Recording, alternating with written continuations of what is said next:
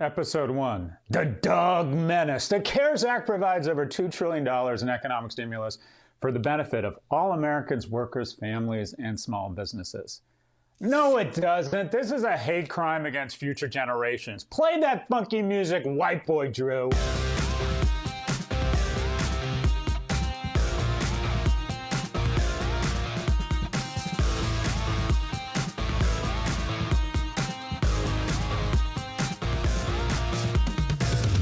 Welcome to the first episode of No Mercy, No Malice, or as I like to call it, what series of bad decisions led me to ad-supported linear television? But I digress. I'm Scott Galloway, professor at NYU Stern School of Business, and first up my rant, or as I like to call it, gun shows in town, bitches!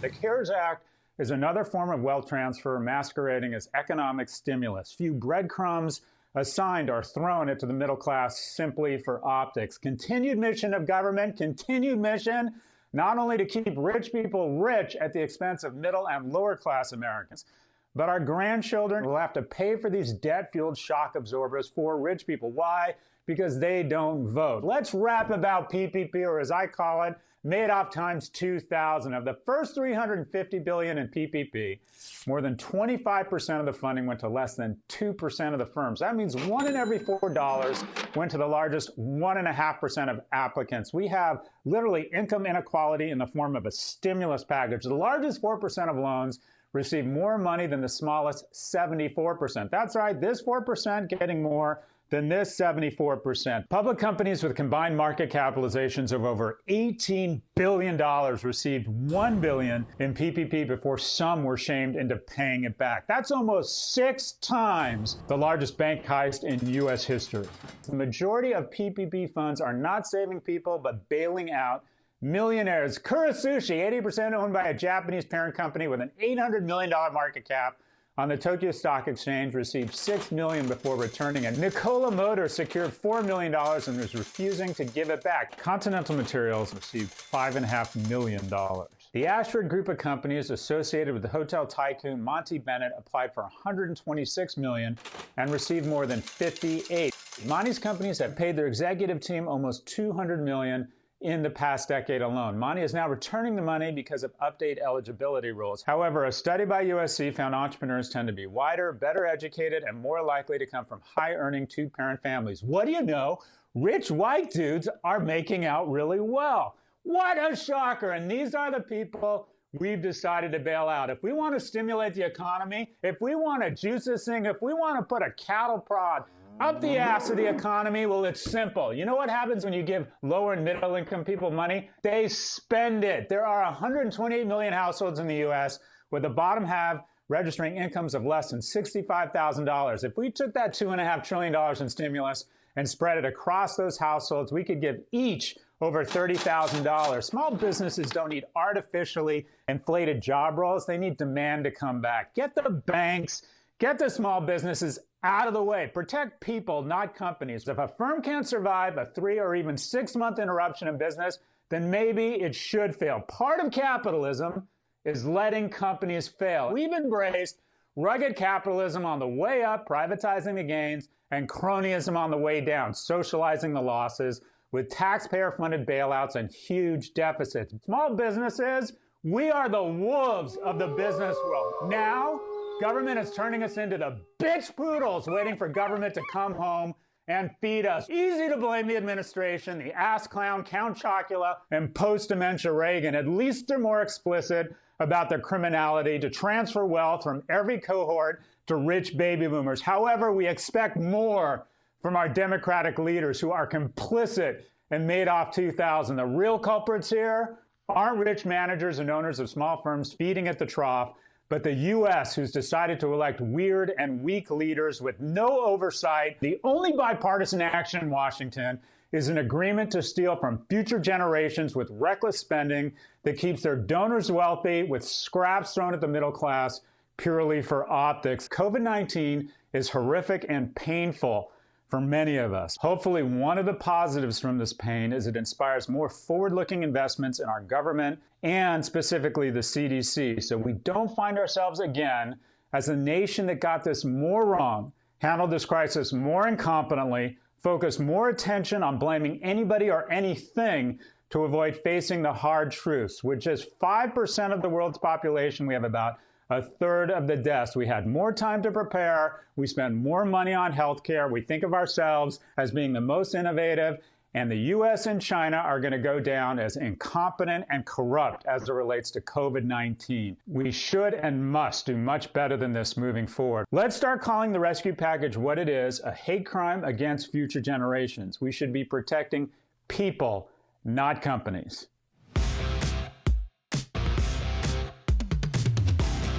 So today's inaugural guest, our first guest, Marc Benioff, is the founder and CEO of Salesforce, a company that literally touches almost every organization in America. And he's also an advocate for journalism, having recently purchased Time Magazine, is considered an exemplar of a CEO who is making the transition from a sole focus on shareholders to someone who focuses on all stakeholders. Marc, thanks for being here.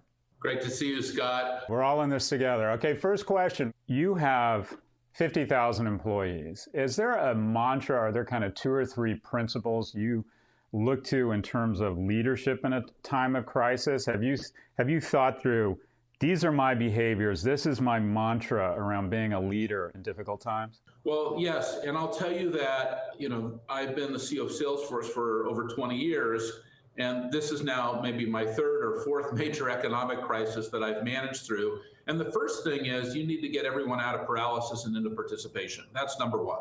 People have to realize everybody has to do something, not just on a corporate level, not just every company has to do something, whether you're building a product to help companies recover or doing something philanthropically like PPE that I mentioned. On an individual basis for your employees, what are they doing? Is everybody selling something, servicing something, marketing something? Make sure that every employee is participating. 2, make sure every one of your employees is enabled. Make sure they are trained, that they understand everything from, hey, when you enter the workforce or the workplace today, you're going to have your fever taken. If you end up with a fever tomorrow, and you're not coming in, we're going to need to do contact tracing to tell the people that you are around, well, you now need to self-quarantine. That level of enablement and learning new skills during a time like this is going to be critical. And the third thing is companies need to stay relevant at times like this. They need to be part of the solution.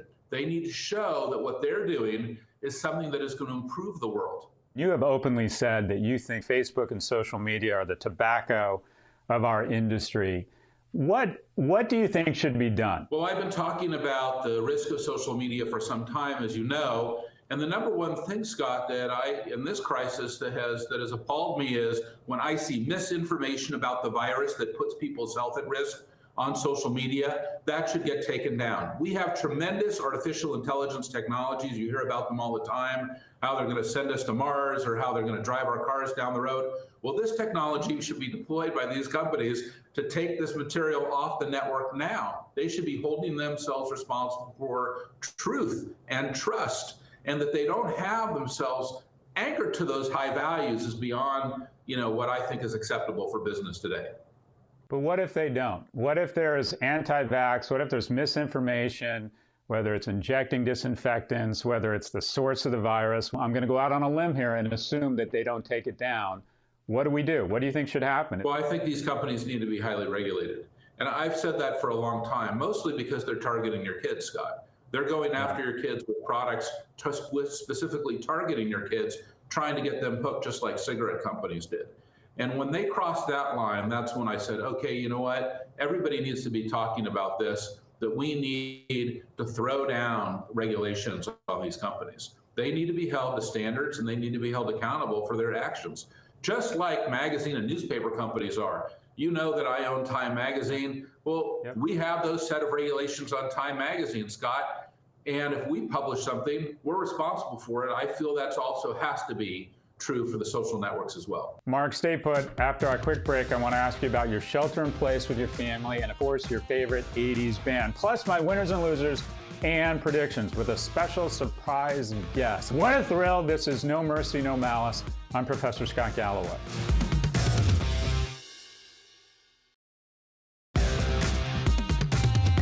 This is No Mercy, No Malice. I'm Scott Galloway. We're back with our very first inaugural guest, Salesforce founder and CEO, Marc Benioff. We have a tendency to kind of lump all of big tech into one big basket of companies, and they're different. Do you think that YouTube, Facebook, I don't know, I look at my kids' addiction to devices and Apple. Do you think there is one company that stands out above the rest in terms of damage to society?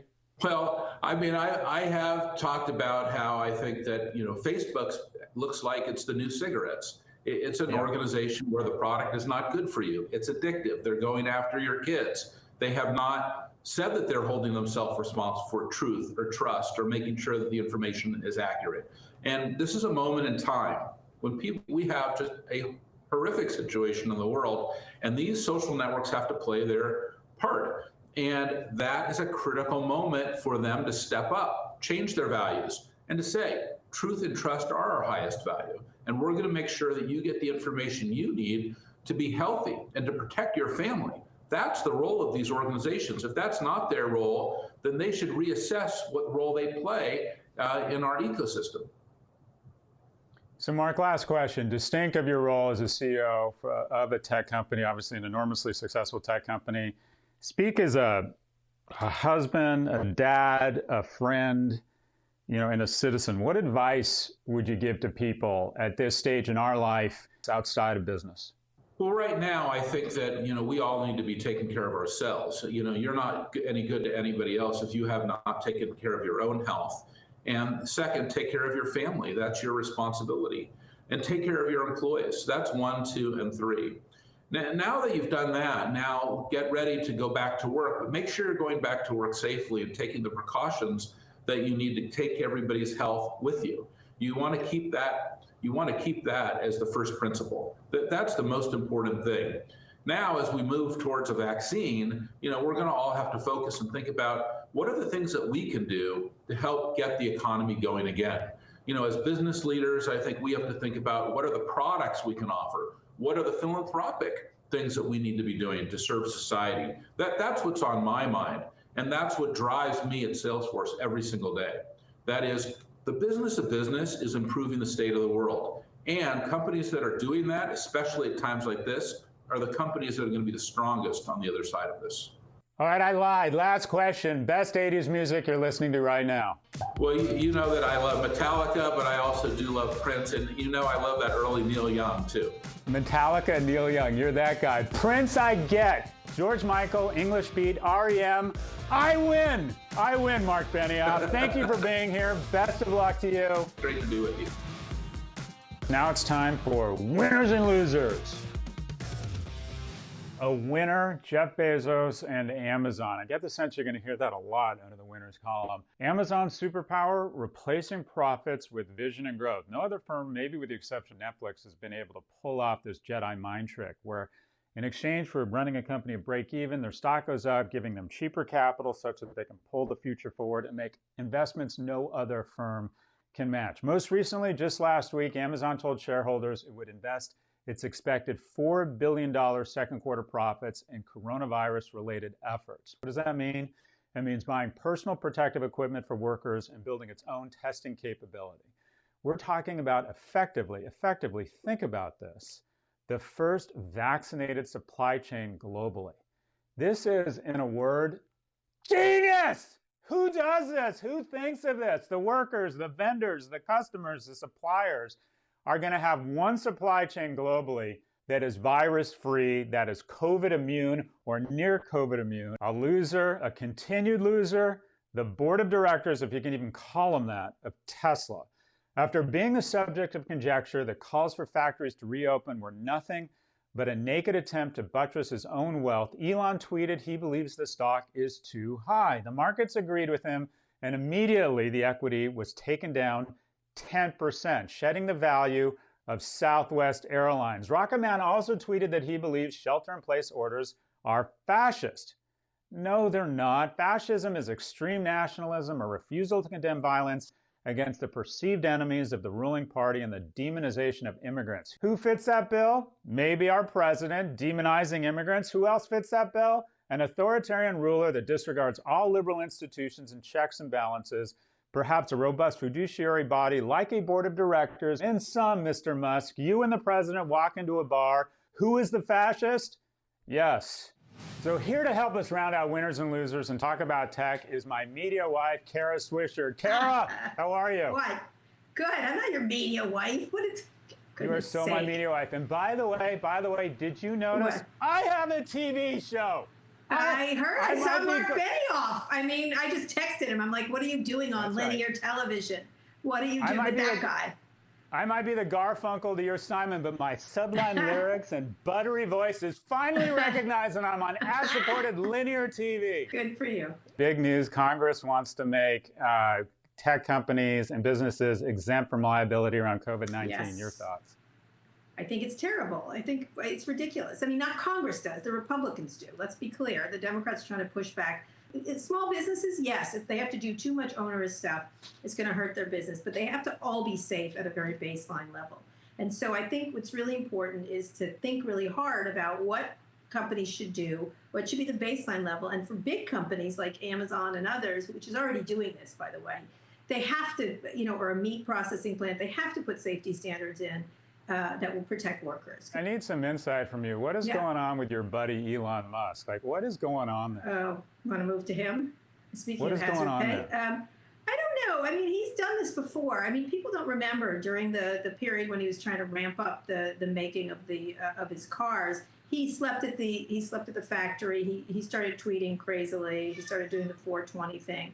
And so it's not uncommon for him to do this. It's just that he had settled a case with the SEC not to do things related to the stock. This is his second blatant example of market manipulation. Do you think anything happens, or do you think the SEC is class action lawsuits? He's more powerful than us? No, the stock went down considerably. I think class action lawsuits is one of the things that you're going to see. And he really does need to control his tweets. And there's nobody, if you think the board is going to do this, you're absolutely wrong. It's not going to happen. Yeah, 100%. They've shown themselves to be the second least effective board in technology, just behind Twitter. They want to do it this way.